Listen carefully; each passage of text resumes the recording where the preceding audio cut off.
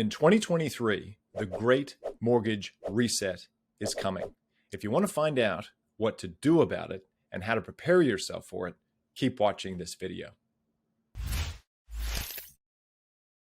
In June of 2023, 45% of all mortgages in Australia are going to reset from a fixed rate that they took out over the last couple of years during the COVID crisis from somewhere between 1.8% and 2% to 5% plus. This is going to cause major problems in the Australian economy. The cost of borrowing in Australia has already risen by over 50%. Rates have gone from 2% in that range to 5% or more for both owner-occupiers, and for investors, it's even worse.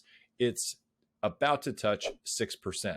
What does this ultimately mean for the growth of Australian property? Well, it means that it isn't going to grow at all. In fact, we're not going to see a property boom in Australia, in my opinion, until at least mid to late 2024. And it's going to be off the back of interest rates beginning to decline. But there's a lot of time and space between now and then. So knowing that interest rates for 45% of mortgages are going to reset in June of this year from somewhere in the 2% range to 5.5% or more, what should you do about that?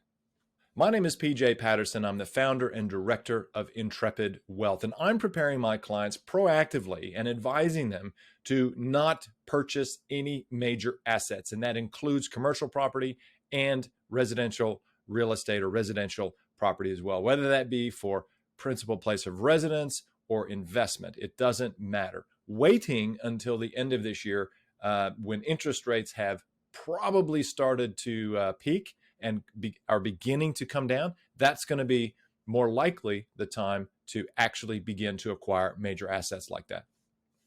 There are two key things that you need to realize or recognize that are going to happen over the course of the next 6 to 18 months. They're going to seriously impact the ability for assets to grow. The first of which is borrowing capacities. Banks are restricting borrowing capacities because, first of all, the servicing calculators that they use are putting a buffer of 3% on your whatever the interest rate is for the servicing purposes. So, for example, if the current rate was 5%, the bank's going to use an 8% servicing rate. Now, it's very likely that we're going to continue to see rate rises over the course of 2023, and that means that borrowing capacity, that buffer, is going to get worse. And what it also means is that borrowing capacities are shrinking. They've already gone down probably by about a quarter to a third of what you could have borrowed 2 years ago.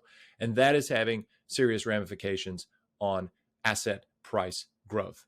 The second thing is that the Australian consumer is under a lot of pressure now due to inflation. And one of the things that drives borrowing capacity and drives the ability for people to purchase assets is their disposable income. And that feeds back into the first point, which is, of course, borrowing capacities are dropping. There's also a third issue, which is the central banks are trying to take liquidity out of the system, meaning they're reducing the amount of debt in the system. And by virtue of that, there is not the debt inflation or the growth of the money supply necessary to drive asset prices. If you'd like to find out more about how to prepare and be proactive and profit from the Great Mortgage Reset coming in 2023, click on the link below, send me your details, and I'll contact you directly to tee up a time to have a conversation about your portfolio and what you can do to make money in this environment.